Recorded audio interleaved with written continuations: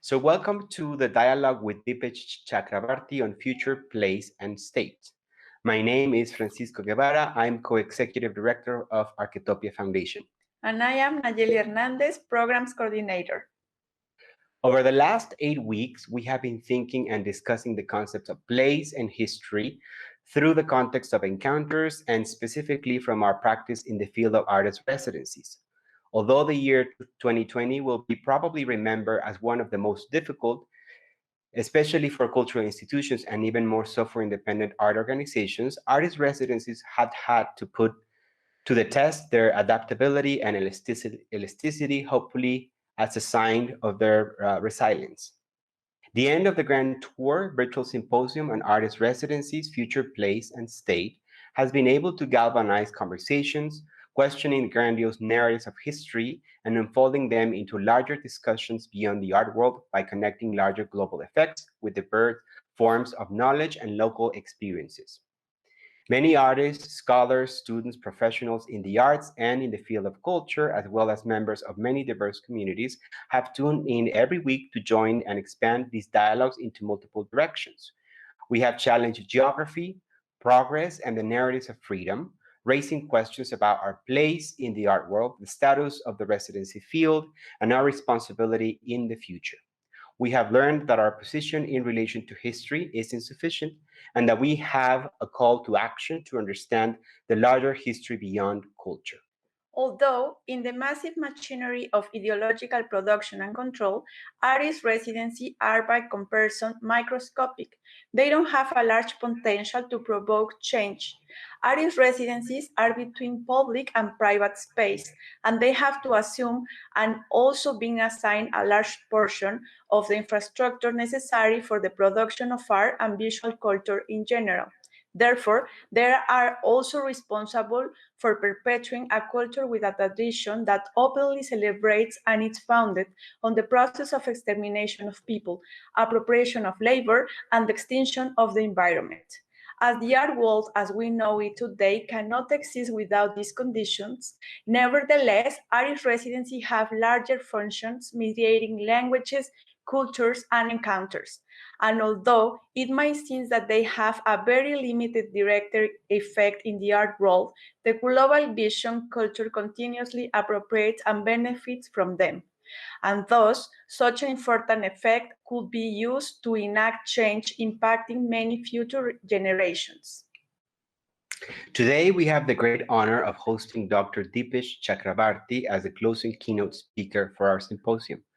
Dr. Chakrabarty holds a Bachelor in Science degree from Presidency College, University of Calcutta, a postgraduate diploma in management from the Indian Institute of Management, Calcutta, and a PhD in history from the Australian National University. He is currently the Lawrence A. Clinton Distinguished Service Professor in History, South Asian Languages and Civilizations and the college.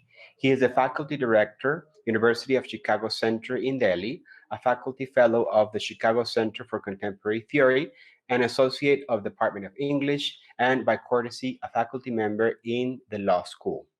He's founding member of the editorial collective of Subaltern Studies, a consultant editor of Critical Inquiry, a founding editor of Postcolonial Studies, and has served on the editorial boards of the American Historical Review and Public Culture. He also serves on the board of experts for non-Western art for the Humboldt Forum in Berlin and has been a member of the scientific advisory board for the Center for Global Cooperation Research in Bonn and Essen since 2012. He's also an associate in the Faculty of Arts and Social Sciences at the University of Technology, Sydney, and since 2009, he's member of the advisory board of Architopia Foundation. Among the many honors, Dr. Chakrabarty was awarded in 2014 the Toynbee Prize that recognizes social scientists for significant academic and public contributions to humanity, and in 2019, the Tagore Memorial Prize awarded by the government of West Bengal, India. He published in 2000 his famous book, Provincializing Europe, Postcolonial Thought and Historical Difference, followed by Habitations of Modernity, Essays in the Wake of Subaltern Studies in 2002, The Calling of History, Sir Jadunath Sarkar and His Empire of Truth in 2015, and The Crisis of Civilization, Exploring on Global and Planetary Histories in 2018. Dr. Chakrabarty, we want to thank you for joining us today and especially for your generosity and kindness. Your work is a powerful reminder of the importance of constantly challenging history by expanding our framework creatively. Thank you. Welcome. Thank you very much for that warm introduction. Thank you for inviting me, and I'm honored by the invitation and honored to be here and looking forward to our conversation. It's our pleasure. In the process of the symposium, we have been thinking about many different questions, and we have been thinking about history and place and all the different narratives. So today we have prepared several questions, and of course, we'll go into any directions that the conversation will take us. And I would like to contextualize with this first statement and also a question. And this relates to your most recent work. Although the area of Anthropocene is still in question, there is no question about anthropogenic global warming. As you have mentioned in your work, from 1750 to now is a time when human beings switched from renewable fuels to large-scale use of fossil fuel with many effects, consequences, and events. Coincidentally, it's also the period when the Grand Tour became an established tradition that gave origin to the cultural practices of traveling, including artist residencies, while also producing and organizing the visual narratives necessary for all histories. As humanity remains a geological force, what do you see as the role of artists in the production of visual narratives related to these two histories, globalization and global warming, and especially in the particular moment at the limits of historical understanding? Thank you. So one problem that strikes me immediately is that there have been engagement by artists on questions of globalization, being the status of being migrants, on cosmopolitanism, on understanding difference, and even on conflict between groups. I mean, artists have contributed to understanding human conflict. One of the problems of global warming, on the other hand, is that global warming is something which you don't see as such. You might feel the effects of it, but you do not always think that the effects are related to global warming. So to give you an example, it probably is happening to Mexico City as well. But most cities in India are becoming heat islands because more and more people are moving from villages to the city. The cities are building, they're going up vertically, they're building more and more of multi-story structures, which affects wind velocity. And then the slums are spreading because poor people are also migrating. So the cities, as the cities become hotter, people buy more air conditioners, even in the slums. And as you get more air conditioners, it helps you personally to sleep, to work. But the cities become even more hot because the air conditioners themselves actually contribute to the warming of the cities. And the air conditioning problem in India shows shows a problem that is, I think, characteristically human, which is that we solve the problem that is immediate to us, right in front of us. So my house is getting hot. I can't sleep at night. There are mosquitoes troubling me. So I buy an air conditioner and it solves my problem.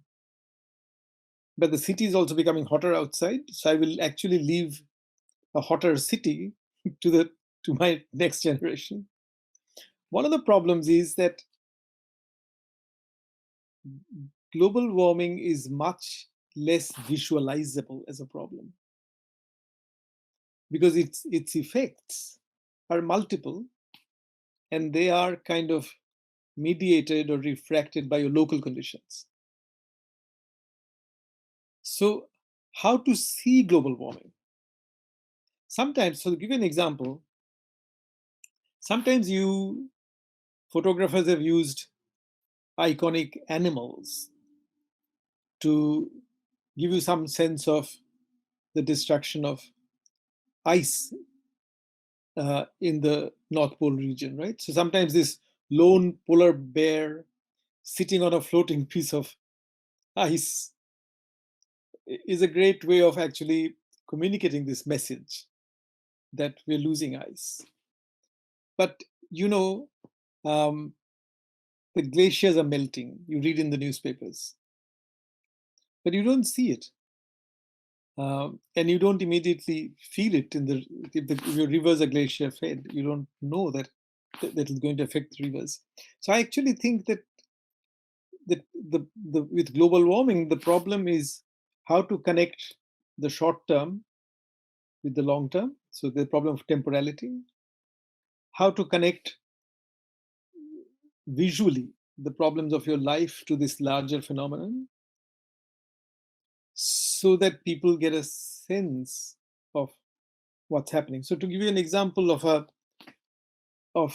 certain kind of visualization that scientists use, but may not speak to everybody.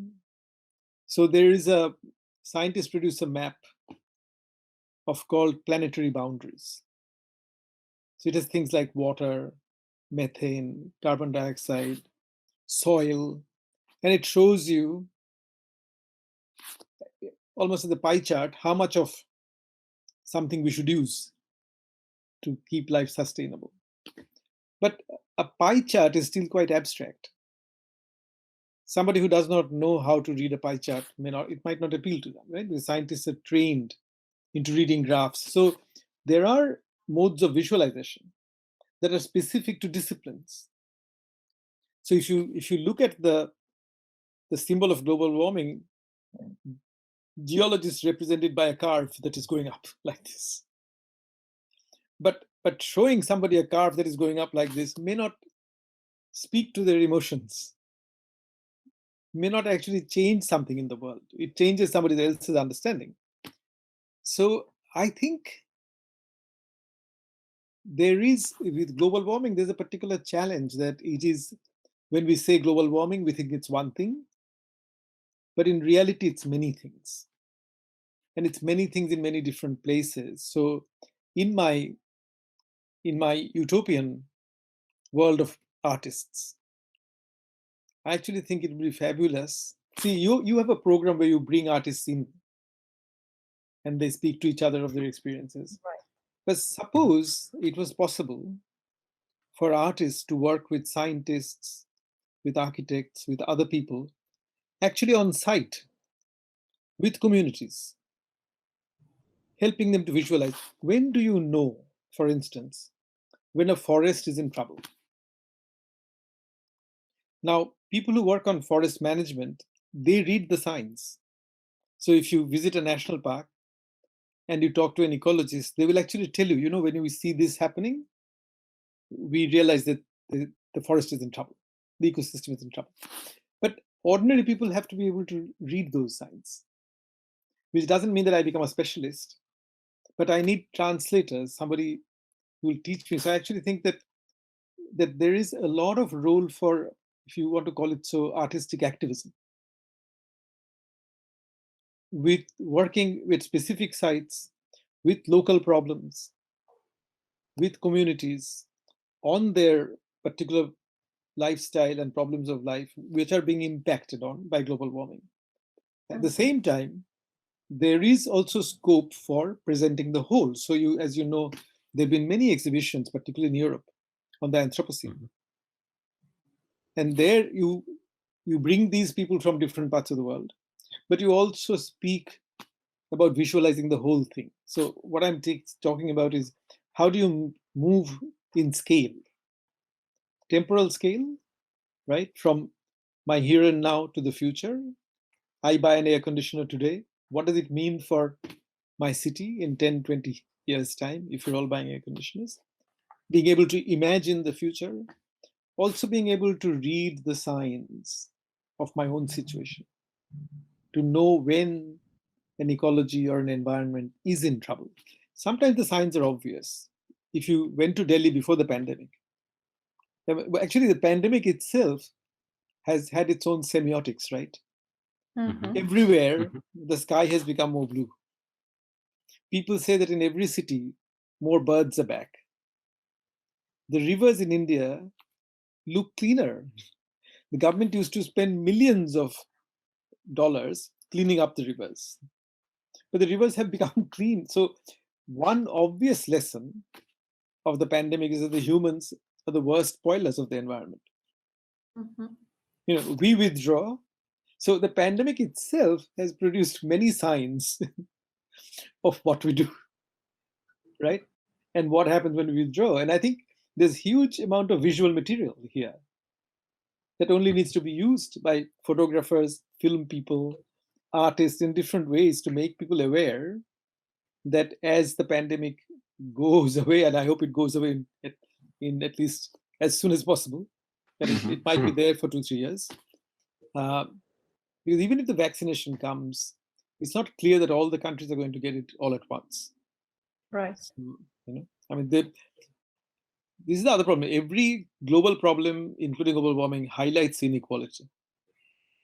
It immediately brings this question of who is privileged, who is not, etc. But what I was saying was that as we fight the pandemic itself has produced a semiology. When we read about old mariners traveling by sailing ships, the discovery of the America, whatever, discovery under quotation marks. You read that the sailors were able to read the sea. They were able to read the skies. They were able to read the stars. And the world was once much more semioticized. In the Middle Ages, so-called, people lived by looking at signs. In peasant societies, people are constantly looking at signs. So the world is visual. And you read right. And yes, and we will think about because through the process of thinking about the opportunity to have this dialogue with you, we have been thinking about local knowledge, and that's a form of local knowledge. How we used to, not necessarily we, but how people used to be able to read the environment in a different way and relate to it differently. And what happens is in the more industrialized countries, as people don't live in the indirect contact with nature, you live in an apartment building, you don't know where your food is coming from. You don't know where the water is coming from. You just take it for granted. So people like myself are much less skilled in reading science, right? Whereas it seems to me that if human futures are not in big cities, if human futures will be ecological futures will be living in smaller communities, we will have to be able to get back into the habit of reading science. So artists have a very important role in persuading us as to why visualization, being able to visualize, being able to read science, is a clue to living. And when you cannot visualize, you're on the way to death. Because you create disasters when you can't visualize. And I think what has happened with big capitalism is that it has become so hydra-headed that people in technology produce the next level of technology, only thinking about the market. People in mining go mining all over the world, only think of the market. There's no overall visualization. Right? So people only visualize partially for their own sector, So that's why as communities become more important, communities will have to relearn the skills of reading science, being visual. And so one of the things I think that artistic communities and academics who work with them can do is to make us realize the importance of being able to visualize and the loss of that skill that happened as we moved to this post-industrial, big city, high specialization based communities, where we basically take all the fundamentals of life for granted. Right, and that also has, it is related to the ideological function of art in the sense of the art world. And we also wanted to ask you, how do you see the ideological function of art and more generally visual culture in the narration of history, and specifically the history of intrahuman injustice and the much larger context history of life? Okay, so let me start from the pandemic again and come back to this question, because the pandemic helps me to begin at the end of your question, the much larger history of life. You see what the pandemic is. The pandemic is an encounter between our forms of social life as they have developed under capitalism and the much larger history of life, which is to do with the virus and its history. So the virus, if it has come they're not clear which animal the virus has come from particularly, but they often imagine that that is probably from bats. But the virus has lived in the guts of bats for millions of years. Bats have been around on the planet for 50 million years, much older than humans, and viruses are much older than humans. But what happens is, because of our economy and the destruction of wildlife, etc., there's a more frequent encounter between our social life and wildlife, because we destroy their habitat. We want to eat more of them as delicacy. They come into our lives, and but through which the virus suddenly finds a new species, humans, which can actually act as what they technically call an amplifier for the virus. So if the bat was the host reservoir of the virus, humans are the amplifiers of the virus. So suddenly the virus has gone global. We took it globally, right? We spread it around the world. So the virus, in a Darwinian history of life, has now increased its chances of survival. Because every form of life is trying to live. So if from the virus's point of view, it was a very good encounter. It's a very fortunate encounter that the virus could do this. And we suddenly realize that our social life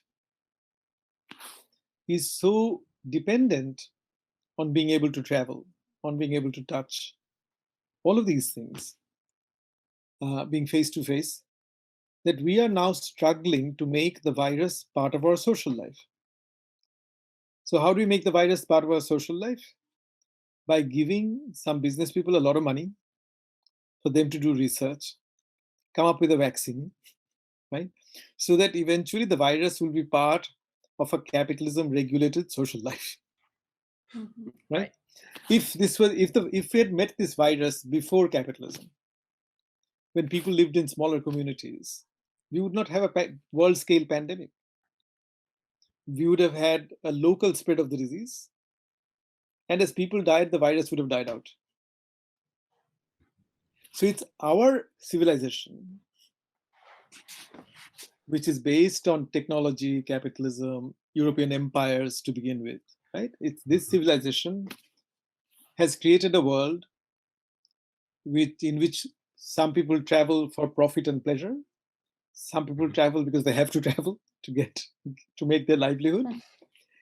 And in that world, see, we now realize that that world is so dependent on capitalism that's only those who can afford an electronic platform like we are doing now can reconstitute the social life.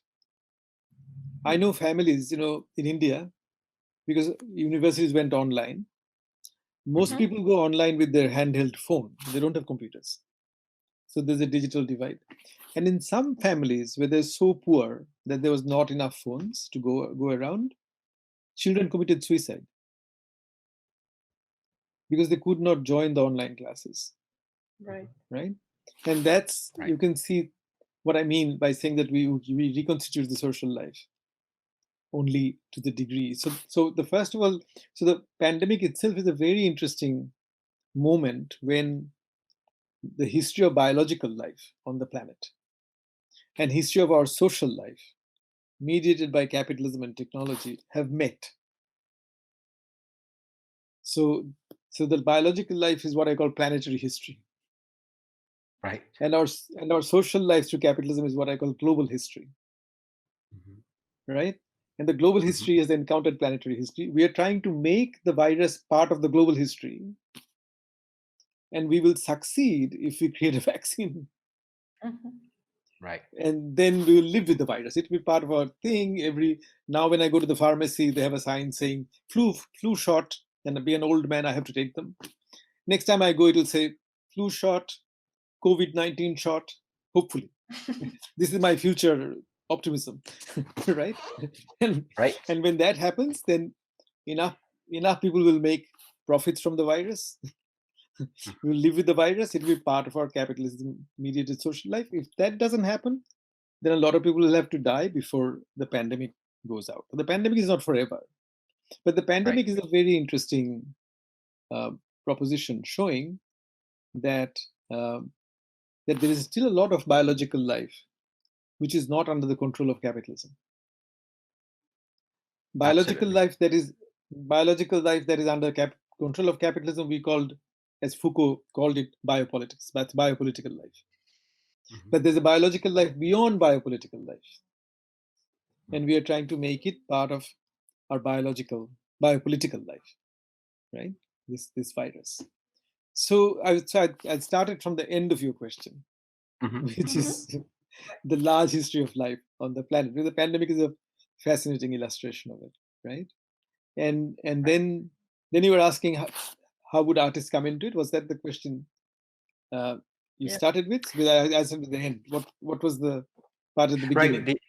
The ideological function of art, because of art.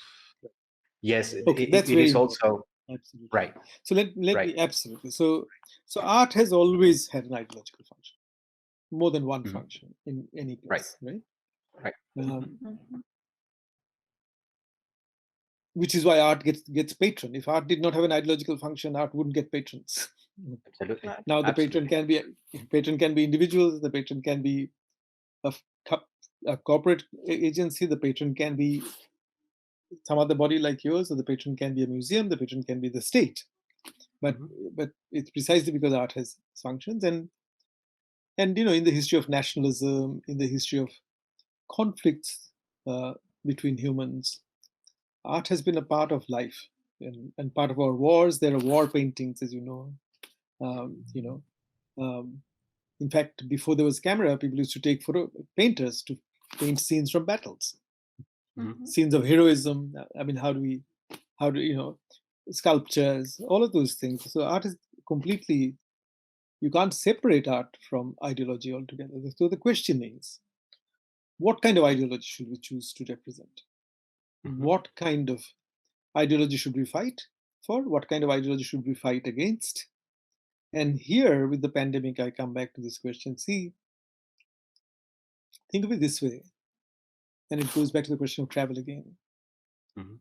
Before there was the virus, political thinkers on the left, post-colonial thinkers,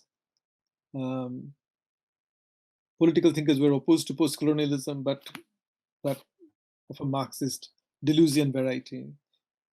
So I have in mind, say, my good friend Homi Bhabha, when he worked on his post-colonial theory, and then a couple of people who were very critical of Homi's work, and I'm thinking of Michael Hart and Tony Negri's Empire, which came out in 2000.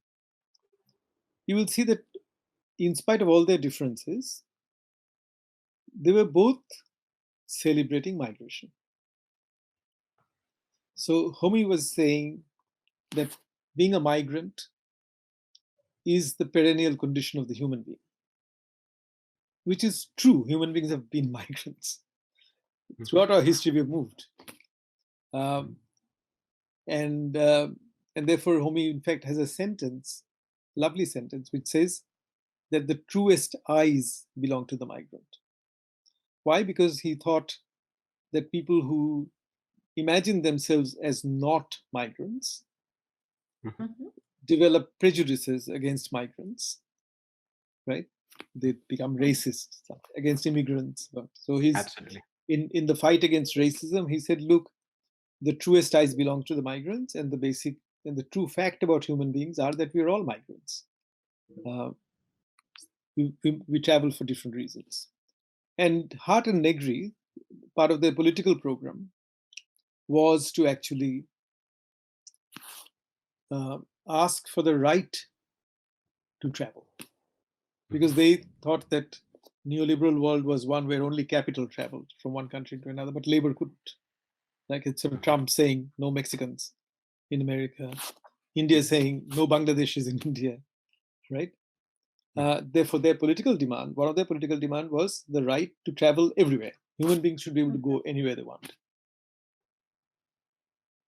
Neither Homi nor Hart and Negri were much concerned about the number of human beings on the planet. So it's one thing to say, so we were about 3 billion. So we've risen in our numbers very fast. So in 1900, there were about 1 billion human beings on the planet. At the end of the Second World War, there were about 3 billion. Now we are 7.5. We might soon be 9. So if you say 1 billion people should travel everywhere, it has one kind of implication for the ecology of the planet. If you say 3 billion, it has another kind of implication. If you say 7 billion should go anywhere they want, it has other kinds of implications. But post-colonial thinkers or people like Hart and Negri were not thinking about the relationship between humans and the non-human world out there, right? So they were thinking politically only as for human beings, and they were right. But if you think about the pandemic again, connect the question of migration, travel to pandemic. So it's clear that it's not simply because we travel that the pandemic spread so much. It's also because we are crowded into cities. So we travel from one crowded city to another crowded city. And because we are so many in numbers. So all these things come together at one end. But then you ask at the other end, going back to your larger question, why did the pandemic happen?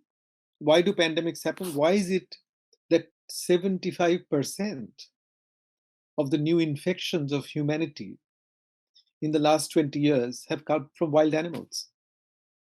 75% of the new infections. Why? Because we are destroying their habitats. How do we destroy their habitats? We mine in forests. We cut down trees. We build roads. Human habitations expand. There's illegal trade in wildlife artifacts, right? And what's driving that? What's driving that is the capitalist ideology of unlimited growth. Mm-hmm. And seeing unlimited growth as the lever by which to lift people out of poverty. So when the Chinese president and the Indian prime minister say to a global forum, but we have so many people who are still poor, so we need coal, we need gas, petroleum to lift them up because we need energy, and that's more easily available than there's non-renewables. You can't argue with them because poverty is a real question. So they use that question, but also use the ideology of growth. They use that poverty questions to actually keep fueling the ideology of growth. So, but this growth itself is an ideology. And art has a choice about whether to serve that ideology or to fight it.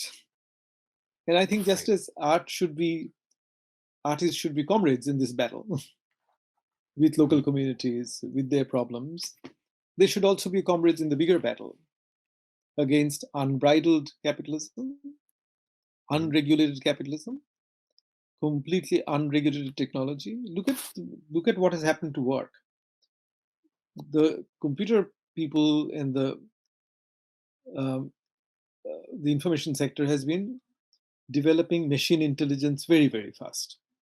Mm-hmm. So we talk about humanless cabs, driverless cars, all of those things. And actually in India, we've experienced, I don't know the Mexican figures, but in India, we've experienced that you can actually have an increase in GDP without increasing employment correspondingly, right? Mm-hmm. Because machines can do a lot of work that humans do, which has resulted in fragmentation of work. So the Uber driver has become the model of future work, that you will actually hold 3 or 4 jobs, none of them secure, right? You don't have proper medical benefits. You don't have any of these things. So, but this happens because the development of technology is unregulated, or it's only driven by the profit motive.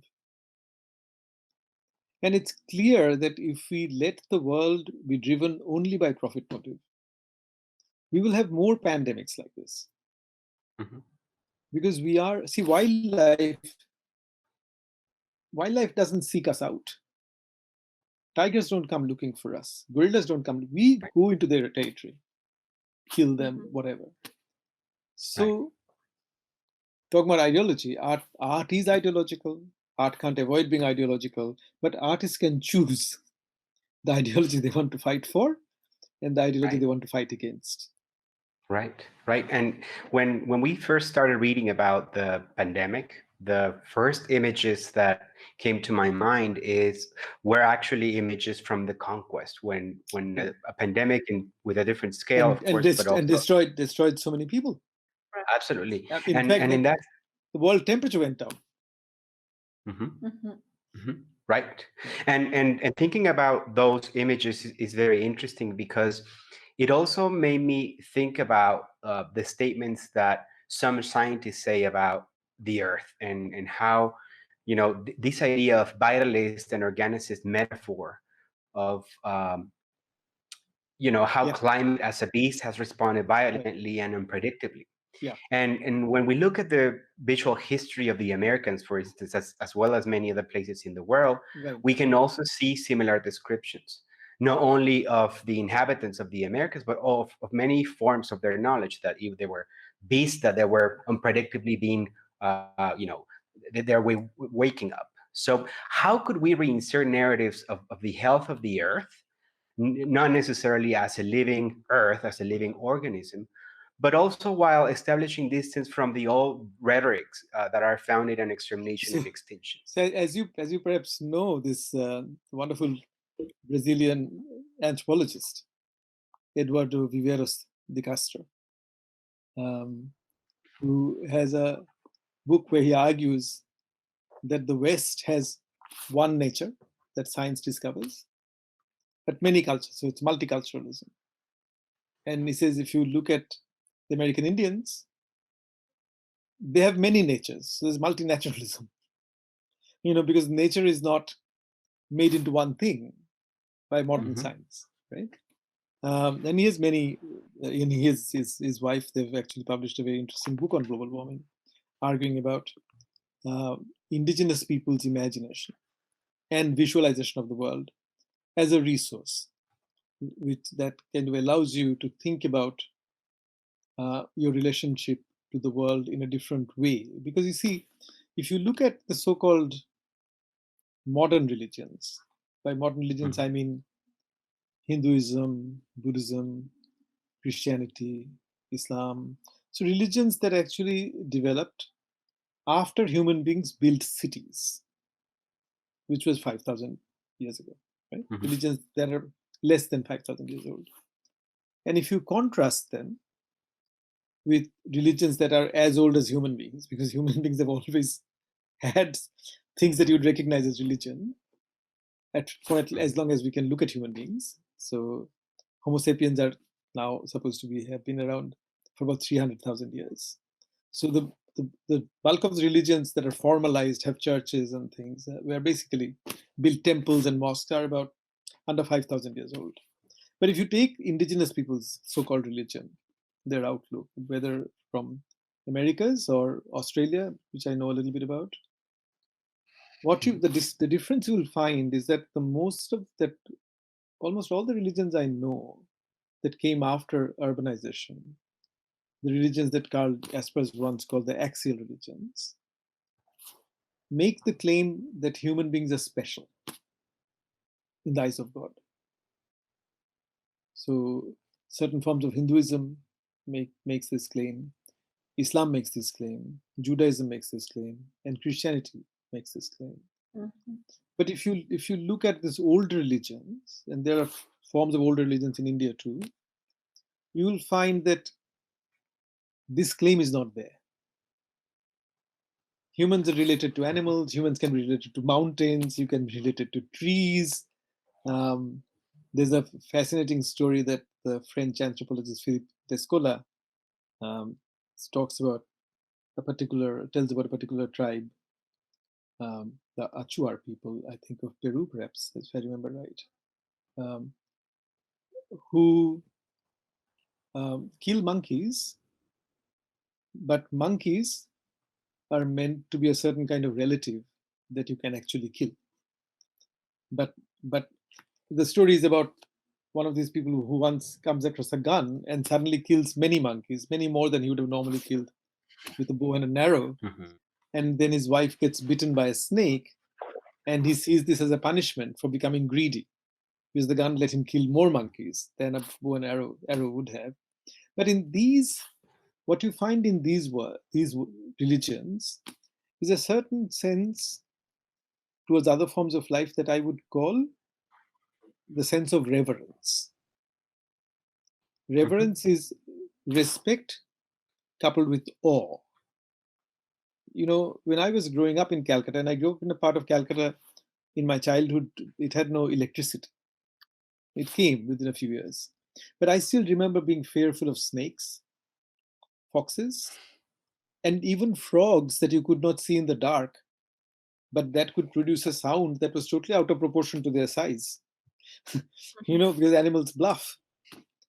And fear is something that actually guides interspecies relationship. If you lose the fear of another species, then that species becomes vulnerable to your aggression. And what has happened with humans is that we have lost fear of all species except microbes. Right. So the microbes are the only predators we have. But the thing is that when you look at these indigenous people, there are all these other ways of thinking. The critical problem is that, and I don't know the answer to this problem. So I do think of indigenous people's outlook as a wonderful resource for rethinking our relationship to the world. But the main problem is, can you scale it up for a world with 7 billion, 9 billion people? That's the main problem.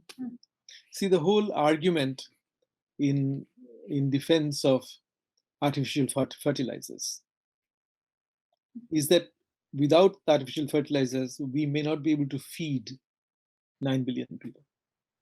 Right. So there is again, I come back to the question of scale. So I think going back, revisiting the Americas before European colonization and the destruction of people, going back to Australia before the occupation by Europeans of the continent, and that happens much later, of course. Right. You can retrieve a form of life, an imagination of a relation between humans and non-humans, in which humans are not special, which is why they could have totemism. Why would I say that my totem is a tortoise or my totem is this tree if I could not imagine myself as partly animal or partly a plant, right? Exactly. It's only the new religions that give this idea of humans are special. So you have an interesting problem. One is the problem of scale. Can I scale up that imagination of the relationship to actually be able to sustain the lives of 9 billion people? And I don't know the answer to that. It's a real challenge. The other question is that if you read the Pope's encyclical on climate change, which came out in 2015 or 16, maybe 15, I think, you will find that the Pope actually uses the story of the Genesis to criticize capitalism, to criticize the technology that puts people out of work, because labor is a central Christian category. You have to labor. That's what happened after you are banished from the Garden of Paradise. You have to labor. But so he's very critical of capitalism of a particular kind. But still, humans are special. So he's saying, okay, humans are not owners of God's garden. You're basically the gardeners of this. You're in charge of it, but it's not yours. Which is one step, which is, I think, an advance over thinking this is for us. But it still doesn't go as far as the indigenous people would go in their imagination. Right. And in many ways, sorry, Francisco. No, go ahead. Say what you're going to say. Well, I was thinking of your quote on Heidegger that you said is your own version, because it's very hard to hear that of that which I do not already understand. So what happened with that version was, sometimes I mistreat people, and then sometimes my misreading seems to be more interesting to me than the original sentence. So I think I read that in Heidegger, and then I've been trying to get back, but he said something similar, and even if he did, I can assure you it's in keeping with the spirit of his philosophy. So even if I misread, I would not have misread him greatly. But yes, it's very difficult. So Heidegger or not, let me acknowledge my gratitude to Heidegger here, and let's assume that I borrowed it rightly. But the idea that it is very difficult to hear that which I do not already understand. It's every day you will discover what a true statement this is, and you discover it with respect to yourselves. Right. Yes, and that also relates to the question that I was thinking about, in terms of how, and it doesn't necessarily mean that we have an answer to it, but how could we expand the notions of sustainability beyond the progress, and specifically for artist residencies beyond art history? And it goes back to the question that you were asking. Probably, most likely, or hopefully, we could think that original communities, native communities, could have an answer. The big question is it possible for that answer to reach the scale where we can actually challenge or even fix the problem? Well, I mean, so I raised the question of scale because unfortunately we live in a world where we have to take into account the size of the human population. So you were saying that there is a question of the indigenous society, but this question of scale that I was raising. Right. And you were saying something about it. Francis, what were you saying? You were saying something about it. Yes, I was thinking how, whether, and I'm less optimistic in that sense, because I think the way of living that we are currently experiencing today, it's doomed, and the pandemic is the example of how it's doomed. Now, thinking about how the narratives of indigenous communities, the actual knowledge that was produced before this process of capitalism probably has the solution. But the question of that knowledge being not treated as tradition or magic or however capitalism was treated will be able to reach a larger scale. I think it's that's impossible. The thing, because I mean, again, Viveros de Castro raises this question in a more recent article, and he actually argues very convincingly that the mode of thinking in these indigenous societies was definitely not scientific, right? So it was another mode of thinking. Right. So, for instance, he gives the example of I forget where it's drawn from in Latin America, but he says, look, so an indigenous person points to a hill and says this hill has this magic about it, something it can do something, or a rock, but the next one doesn't. And you ask him, so why does the next one do it? And Viveros de Castro is arguing that that is the wrong question, because their system of thinking is not answerable to your demand for consistency. Right.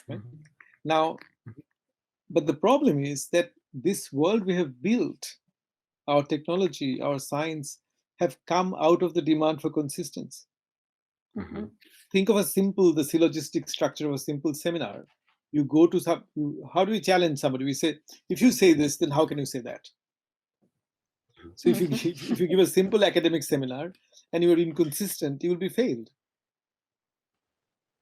Right? That's the. So I agree with you that it's very, very hard to turn your mind around. And that's why I raised the question of the scale, because it's not an accident that the knowledge form that demanded consistency, empirical verification, kind of a thin description of the world, That knowledge form has both destroyed the world, Mhm. but it destroyed the world in the process of creating this big world that we are now inhabitants of. So, think of something, and until this crisis came, the environmental crisis came since the 70s, it was thought to be a good thing. My grandfather had 15 kids. Half of them died. Mhm. Now, when I was born, and I was born in December 1948, so I'm 71 going on to 72, my parents already decided that they were going to have two kids. Why? Because antibiotics had come. The Second World War was a victory for antibiotics. Mhm. It saved lives. So they could take the chance thinking that if you have two kids, both of them will survive. And fortunately, we have both survived, me and my sister. But you see, so we thought of all this as a good thing. So we thought the world that the science created, that medicine created. But now our lives are so intertwined with it. That's why I give the example of the pandemic. We are so intertwined with capitalism that we have to wait for somebody's investment to produce the vaccine.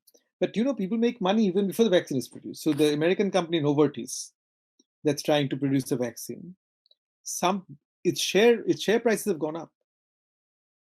So whether the vaccine works or not, some people have already sold their shares to make a killing. So to retrieve our social life back, we can retrieve it if some people make a lot of money out of the retrieval. And that's a tragedy. I think it's a tragedy because humans are social by evolution. We're not social because we are capitalistic. And why should capitalism colonize our social life to this degree? That's Right. something, these are big questions we have to think about. I wrote somewhere recently, I said, look, the Cold War debate between capitalism and Soviet style socialism is dead. Mhm. But that doesn't mean that there's no questions about capitalism. We still have to debate capitalism. Right. I mean, Right. I'm not against the market.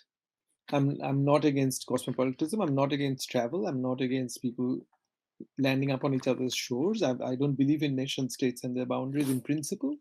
I think nation states are pragmatic arrangements. You need them sometimes, pragmatically. But honestly, they have Right. no appeal to me in terms of being beautiful. They don't. But my point is that, but why should not the intelligentsia, which includes artists, which includes teachers, which includes professors, with academics, why should not we raise this question? Why should human social life be colonized by money-making activities to this degree? Because Right. that, and that's why I was saying that the older post-colonials, even me in my provincializing Europe incarnation, and Homi or Gayatri or Hart and Negri, we didn't raise this question because the problem was not so visible, even though it was happening. I mean, Mhm. environmental movements have been around since the 70s, the new environmental movement.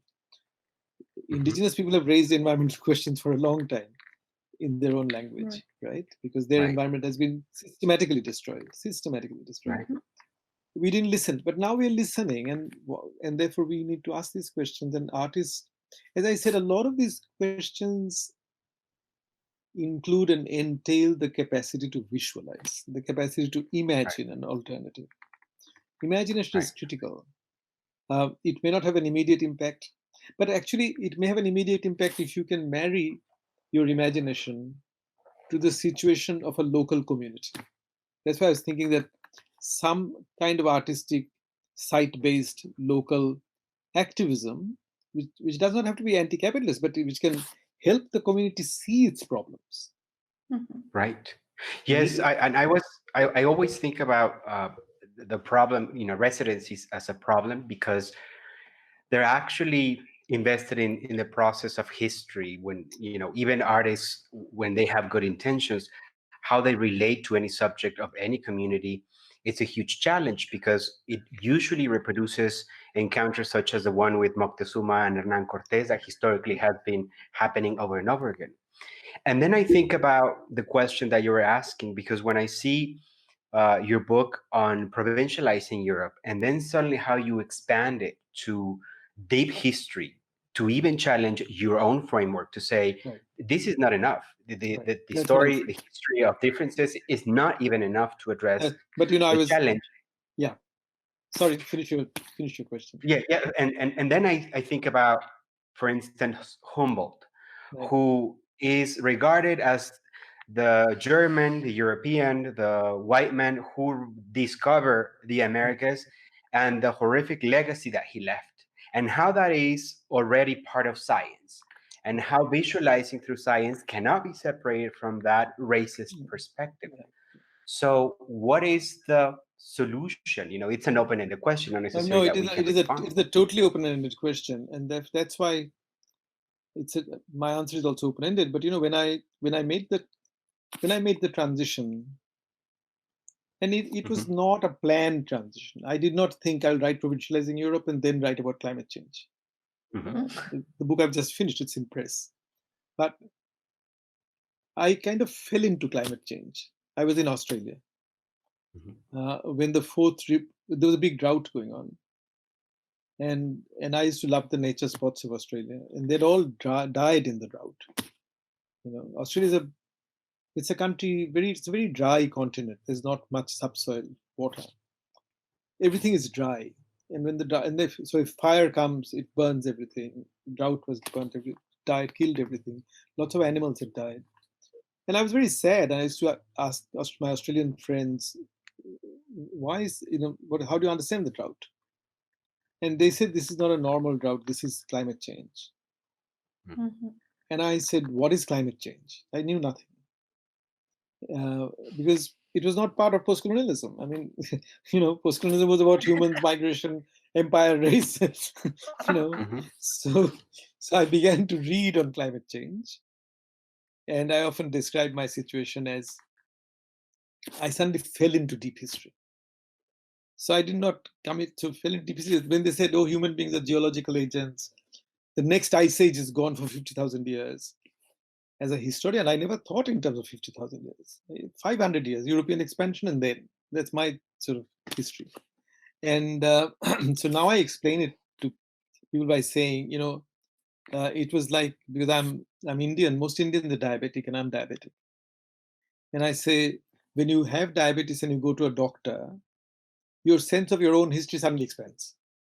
Because you go to the doctor and say diabetes. I said, why did I get diabetes? He said, well, what's your profession? I said, I'm a professor. Oh, then you don't do much physical work. You're sedentary. That's one reason.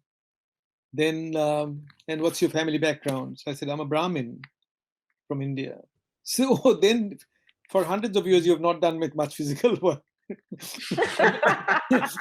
and as it happens, my parents had diabetes. Okay. So, and then you say, and what's your main food? So I said, rice. Oh, you've been eating it for 4,000 years, so, so suddenly this big history expands, and then finally he said, so you should go on a treadmill. So most days when I can, I go on a treadmill and I walk. So I asked him, why should I do that? So he said, it's because the rate at which human muscles take up sugar from your blood and release it, it's still tied to the times when humans were hunters and gatherers. So the human body's history is a deep history. So when I'm actually on the treadmill, I'm hunting and gathering. So I'm a modern civilized professor going out hunting and gathering. So I'm trying to get the same exercise as an indigenous person would have had going out hunting and gathering to keep my sugar level down, right? So suddenly my history expanded, right? From being the history of my biography, it became the history of Brahmin, history of rice eaters, then history of the species, what humans used to do. Because for most of our lives, we have been hunters and gatherers. Industrialization is only 200 years old. So I describe this in a Heideggerian way, and I say I fell into deep history. I did not plan it. My love of Australia dropped me there. And you know what happened was, at that point, the drought was so bad that Australians were very, very scared that they would run out of fresh water. So some of them were thinking that Australia would become a water importing country. And they said, maybe we'll have to live in a world where some countries import water. Imagine the sense of insecurity that produces, because if you go to a war, Right. they'll just, you just die of thirst. And they were gripped by a real fear. And I saw a rich country in the grip of a fear that I'd never seen. And I wrote my 4 thesis articles out of that experience. And I realized that this is not just capitalism. Capitalism has produced a problem on a scale which involves all of us, because as a middle-class Indian, I'm part of the desire that desires capitalism. Right? Right. All middle class, today's the global middle class is the American and European share of the global consuming middle class, people who buy cars, buy refrigerators, is about 30%.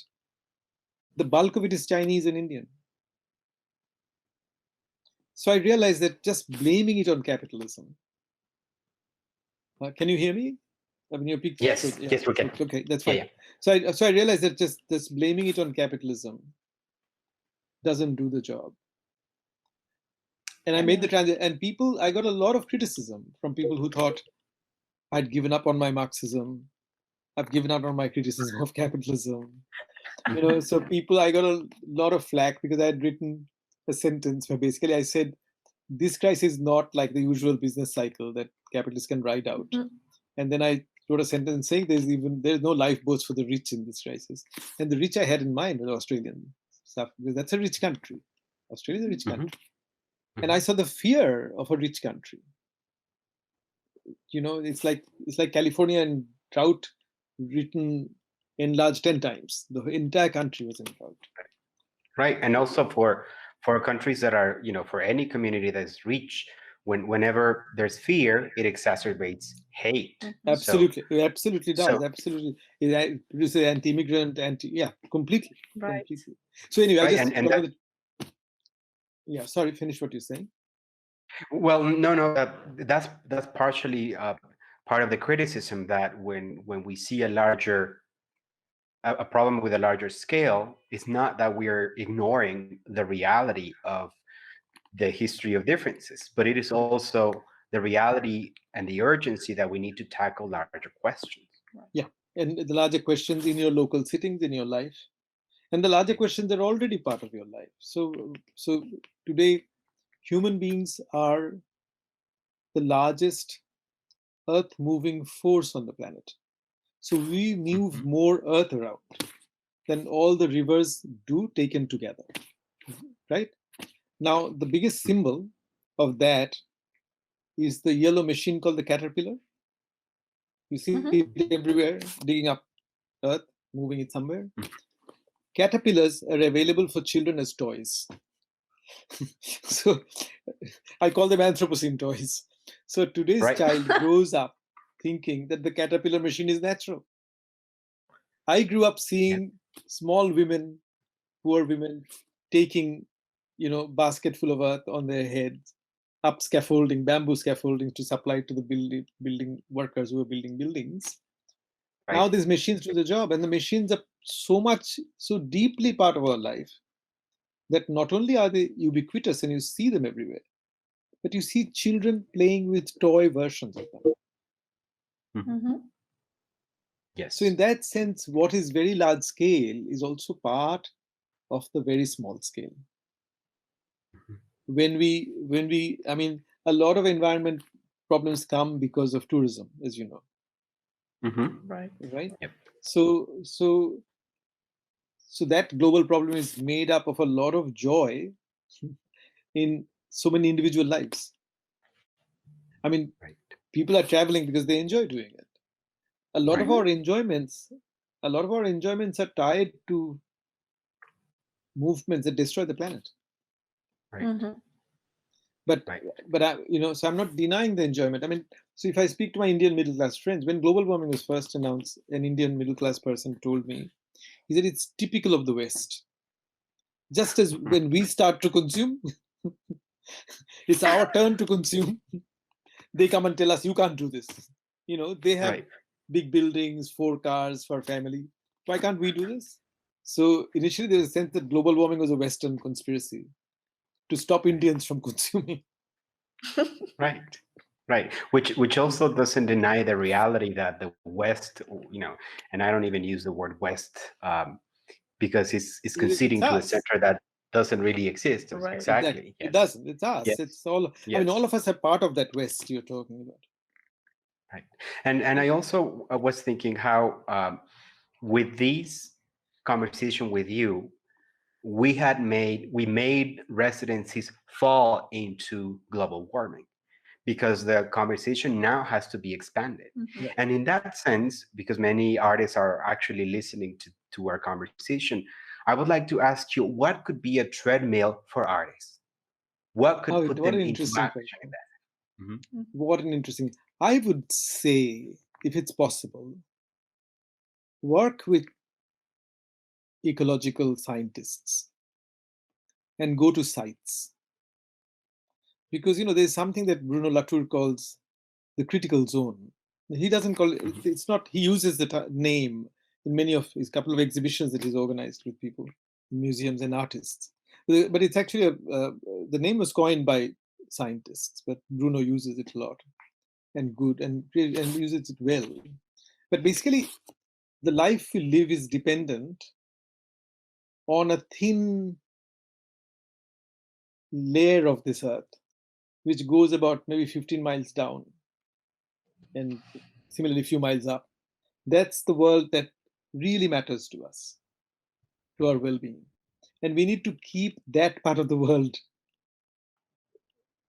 in a state of well-being. Mhm. Right. And so if you, so I think in some ways artists need to learn ways of seeing Mhm. from other disciplines and convert that back into their ways of seeing. So, so the treadmill might be actually be exposure to particular groups of scientists, activists, or communities, and to learn from their ways of seeing, where they actually see the problems. Because once they see them, the artist will know how to translate them. A photographer will do his own thing. A painter will do his own thing. A sculptor will do his own thing. An artist will think musically, will do their own things. But I think it would do the residency would be great, but the idea would be to get out, not sit in a cubicle, not do your work, and be the individual genius artist, which they are, but, but actually also get out and learn from, because I see, I mean, I did some science in my undergraduate years, but I'm really a deeply humanistic person and a humanist. Mhm. But I learned a lot um, from the sciences in doing this work on climate change, Mhm. because they, I mean, ultimately, what are disciplines? There's a ways of seeing. I mean, the world is neither physics nor chemistry nor biology. The world is all of those Right. things, right? Right. We carve it up in order to understand it.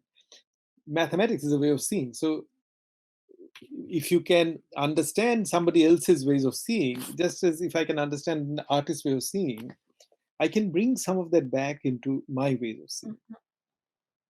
Mhm. Um, and the other thing I want to say, going back to this falling into climate change, falling into this big history, deep history, was Mhm. what also helped me was that unlike many other people from the left, particularly friends from the left, I never assumed that the world existed to affirm my thoughts. Mhm. Mhm. Mhm. I always think that the world exists to surprise me Mhm. and to catch me up short. So I Mhm. go to the world to be surprised and to be proven wrong. But I think sometimes Marxists go to the world to save Marx from the world. So, Mhm. so That's true. saving Marx is more important than saving the planet. So because if Marx is right, then the planet will be saved. Yes. So, Yes. Yes. Yes. and Absolutely. I think that's sometimes the difference I feel is that if they feel that you've said something which endangers what they think is Marxism, they become extremely hostile because they Mhm. think you're giving in to some imagined enemy. Right. Whereas I think Whereas I think our understanding of the world always falls short of the world. Yes, absolutely. Absolutely. And I always think of the art world and art in the same way, because if you attempt to question the world of art, then you are suddenly the enemy. And what we need to think about is that art is always loaded with ideology, is always telling the history of and the story of power.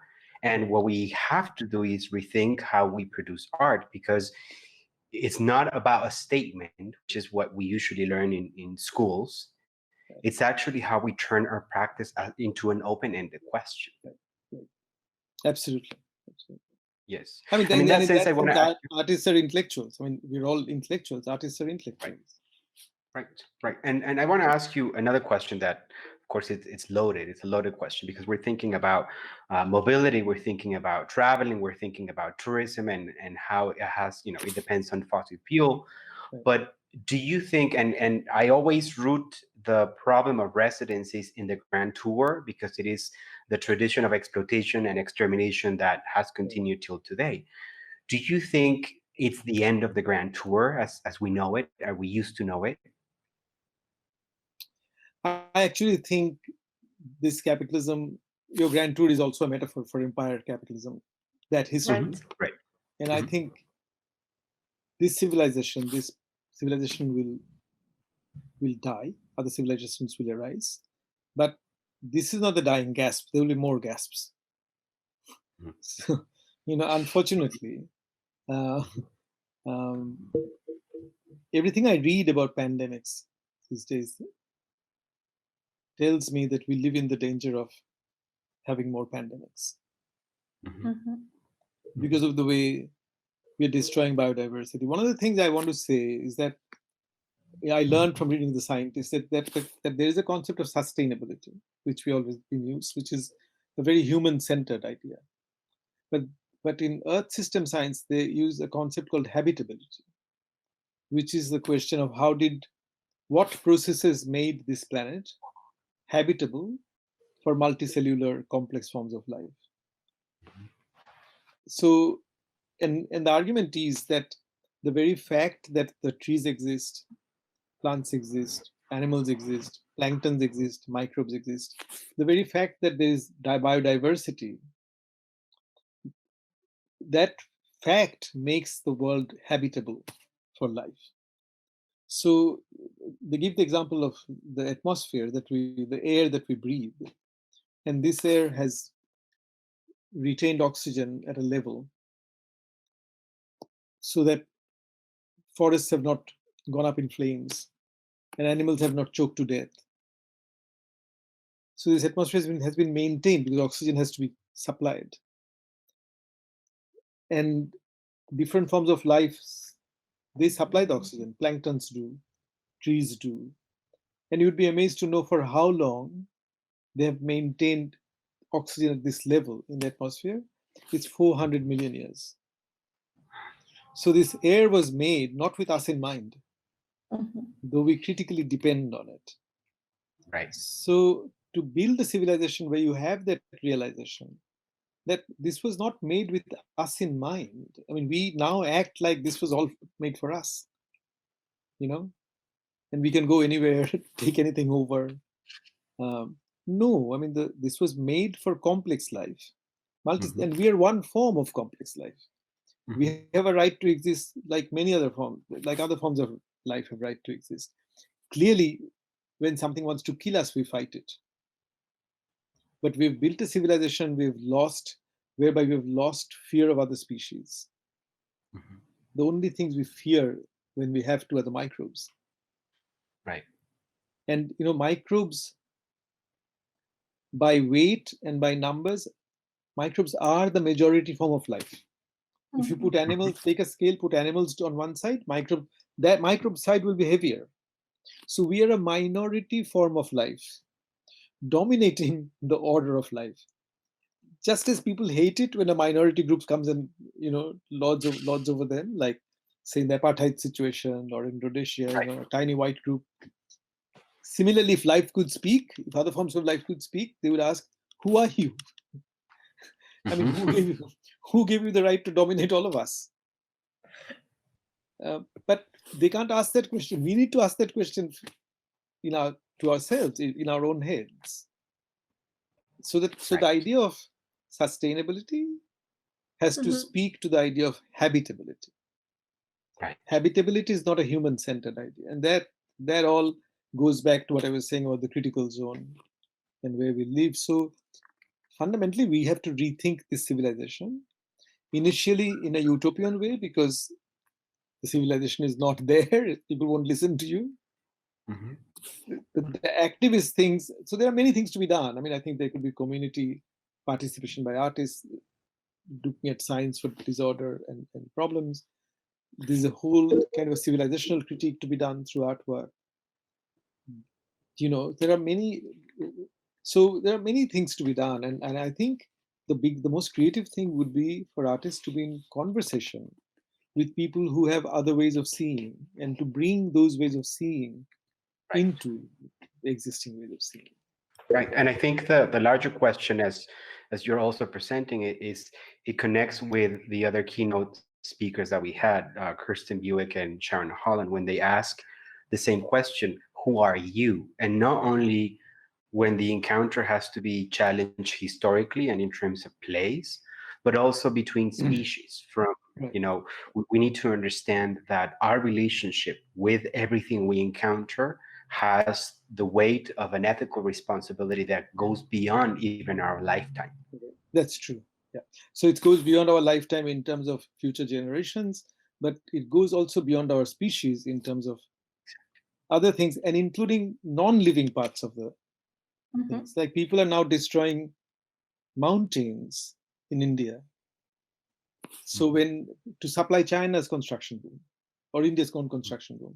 During the Beijing Olympics, when China was actually gulping down the entire world's iron supply, the number of illegal mines in India went up to 84,000 or something. Wow. And it just destroyed mountains where they thought there was iron to be had. So it's also a relationship, it's really a quick relationship to biodiversity. And biodiversity is not simply other forms of life. It's their ecology, other forms of life where they have to live. So this connection between the living and the non-living is absolutely critical. Mm-hmm. Yes, I want to thank you for this incredible conversation, because it brings back many important questions, and the question of scale, the question of the different, essentially the two different histories, globalization and global warming. We have to figure out how to create bring that into artwork. Yes, Right. Absolutely. And from there, connected to our practice as artists. So I want to thank you so much for taking the time.